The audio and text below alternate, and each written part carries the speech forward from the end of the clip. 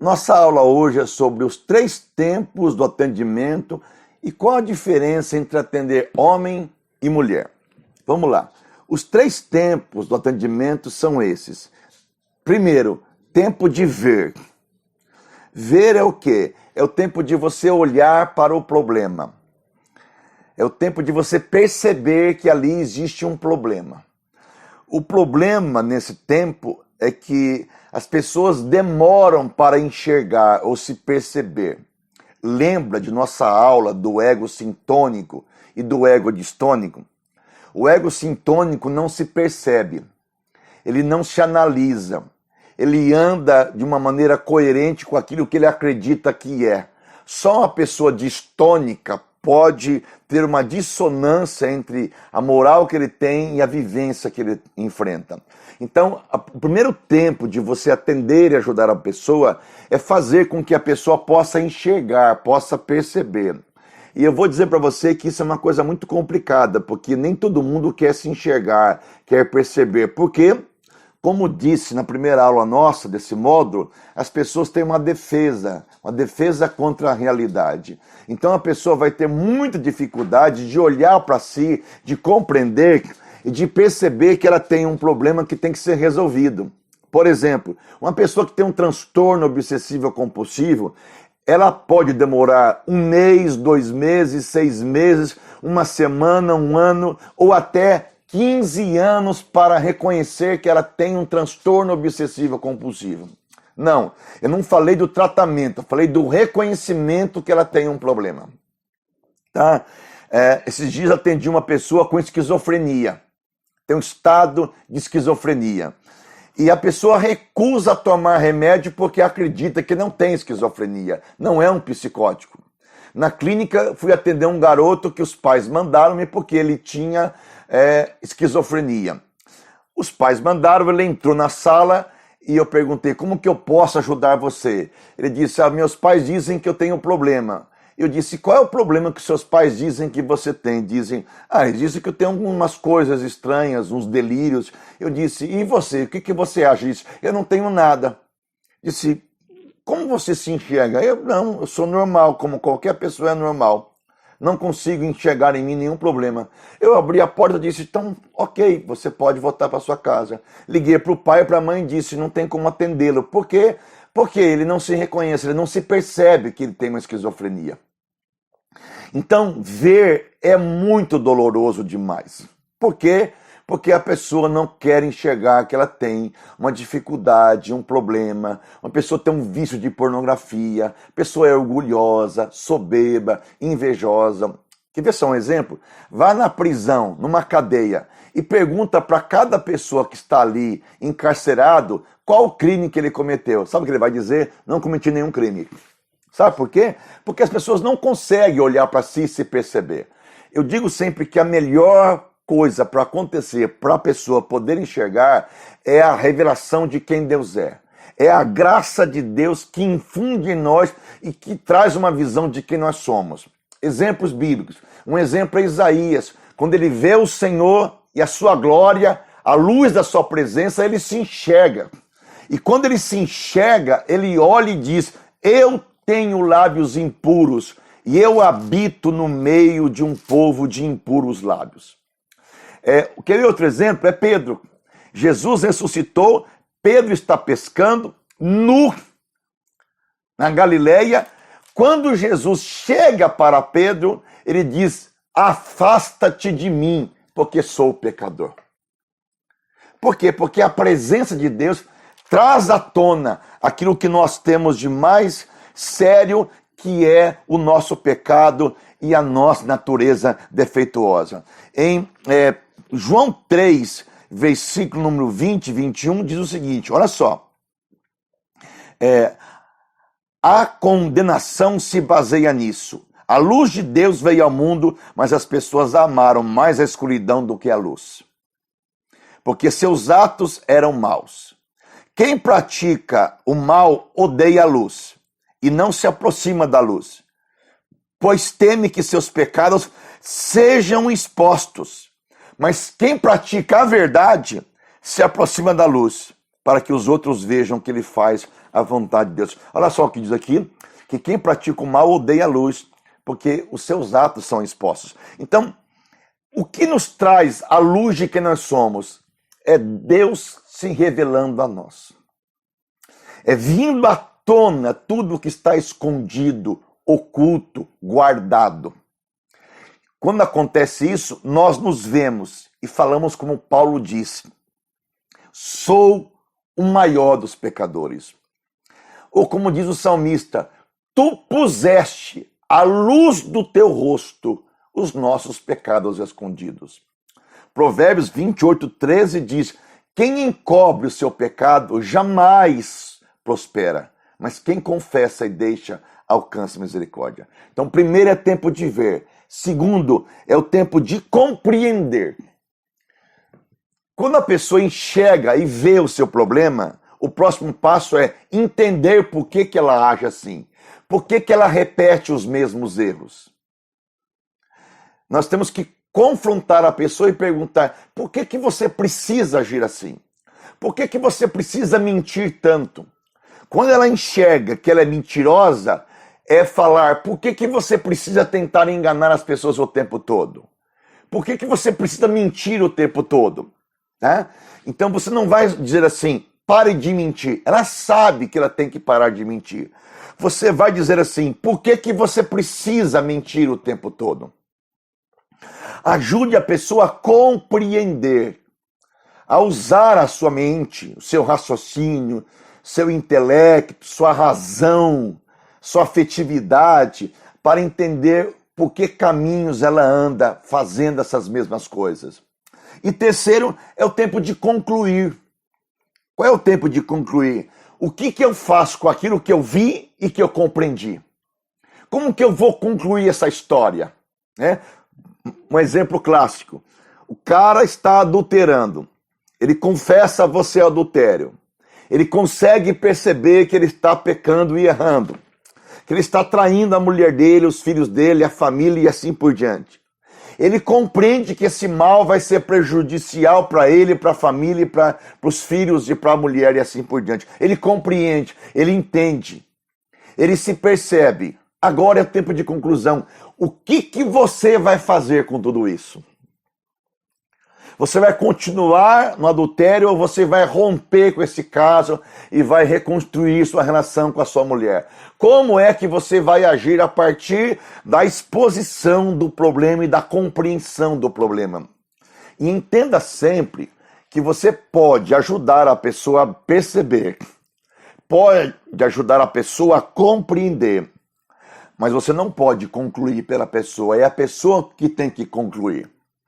Caso contrário, ela fica dependente da sua ação para que ela possa agir de acordo com aquilo que você pensa ou que você acha. Entenda bem, e o Lacan tem um texto muito precioso chamado A Direção do Tratamento. Nesse texto, o Lacan diz que nós não dirigimos a vida da pessoa. Nós dirigimos o tratamento, nós dirigimos o aconselhamento, nós damos ferramentas para as pessoas poderem perceber, nós derrubamos as existências da pessoa, mas nós não dirigimos a vida dela, nós não tomamos decisões pela pessoa. Por quê? Porque cada um tem que tomar a sua própria decisão, cada um tem que parar, pensar, analisar e perceber qual é a decisão que ela tem que tomar diante do seu problema. Um exemplo muito claro na Bíblia isso é o exemplo de Judas Iscariotes. Quando ele vai trair Jesus, Jesus o confronta e pergunta: amigo, a que vieste? Para que você veio aqui? O que você quer fazer? Judas fala do que veio fazer e de repente o que acontece? Acontece que Jesus diz a Judas: o que tem de fazer, faze logo. O que tem de fazer, faze logo. Era Judas que devia tomar atitude e decisão daquilo que ele ia fazer com a traição que ele tinha diante de Jesus Cristo. Então é bastante importante que você possa pensar, analisar mesmo como é que você vai ajudar a pessoa. Então, 3 tempos da análise: ver, compreender e concluir.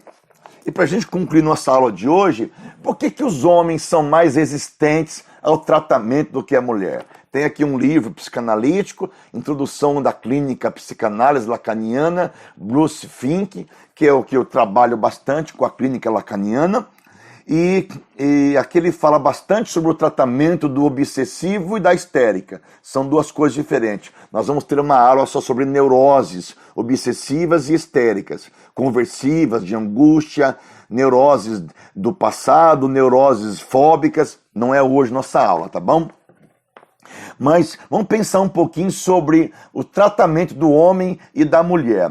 O obsessivo, homem, prevalente na obsessão masculina, é aquele que, depois de assistir semanas de aula sobre teoria e prática freudiana, ele vai dizer: ainda acho que as pessoas deveriam poder cuidar da sua vida sozinha, dos seus problemas sozinhos. Em termos intelectuais, ele pode vir a aceitar a existência do inconsciente e de que tem problema, mas não a ideia de que ela pode ser tratada. Ele se dá conta de ter problemas, mas só se engaja numa autoanálise. O que quer dizer o seguinte: ele não busca análise. Na situação mais profunda da vida cotidiana, o obsessivo se recusa a ser ajudado por outras pessoas. Ele diz: eu mesmo posso fazer isso. Ou, por que eu haveria de chamar um especialista, um terapeuta, se eu mesmo posso instalar esse aquecedor interno e posso perceber o que acontece comigo? Ele é independente do outro e ele não aceita o tratamento porque ele acha que ele pode se autocompreender, ele pode se autoajudar e ele mesmo pode se tratar. O obsessivo vai resistir muito à análise e o confronto com o inconsciente. Há muito mais resistência no homem do que na mulher. Por quê? Porque a demanda do homem é a demanda do homem do poder. A demanda do homem é a demanda da competição masculina. O homem, ele é muito crítico, submetido à lógica, o afeto não se apresenta com muita facilidade. É um homem que vai sempre racionalizar demais as coisas. O homem é alguém que não sente necessidade porque os seus problemas são lógicos demais. Então, quando o homem busca um atendimento, isso, gente, são 33 anos de atendimento às pessoas. Então, quando o homem busca um atendimento, ele busca porque ele está com ejaculação precoce ou não consegue mais dar no couro sexualmente, ou porque vai fazer uma cirurgia de próstata com medo de ficar impotente, porque para o homem a potência é tudo, ou porque ele quer arrumar um novo emprego, ou porque ele está com problema na vida sexual ou financeira dele. Ele não busca ajuda porque ele sente uma grande angústia, uma frustração interior, ele tem enorme dificuldade de olhar para o seu afeto, porque o seu afeto não se apresenta com facilidade. Tá? Então ele é alguém que ele é muito crítico, ele gasta tempo na análise reclamando, ele só reclama, ele quer que o analista dê uma resposta ao seu sofrer, porque ele está pagando para o cara dar uma resposta para ele. Se não der certo a terapia, ele vai reclamar do terapeuta, ele não vai trazer os problemas efetivamente tais como são. Por quê? Porque ele não acha que tem que ter terapia. Um paciente que eu atendi veio com uma demanda de que ele estava apaixonado por uma outra mulher e ele queria separar dela e casar com uma outra mulher. Acontece que ele tinha 2 filhas com essa mulher e era um homem crente de uma igreja, um pastor evangélico. E ele não conseguia separar dessa mulher de jeito nenhum. E ele vinha para a clínica, reclamava da mulher, reclamava da relação, reclamava de um monte de coisa, mas nunca fazia nada para mudar. Claro, eu não poderia dar para ele uma resposta. Eu não estava ali para dirigir a sua vida. Mesmo porque, se eu falasse para ele, separa dela e case com a outra, ele poderia fazer isso e depois me culpar pela dica que eu dei. Então você não manda a pessoa separar. Você não manda a pessoa fazer isso ou aquilo. Você chama a pessoa e pergunta Qual a consequência da sua decisão? Por quê? Porque o neurótico obsessivo, que é o homem, gosta de terceirizar as decisões da sua vida e depois culpar o outro pelo fracasso. Um dia, na sessão, ele perguntou: "O senhor acha que se eu me separar, Deus vai ficar triste com isso?" Eu disse: quem tem que dar a resposta é Deus e não sou eu. Quem tem que tomar a decisão é você e não sou eu. Então, é importante você pensar nisso. O afeto do neurótico obsessivo, que é o homem, não aparece. E a mulher? A mulher é a coisa melhor para se tratar. Preferencialmente, 95% da clínica é de mulheres.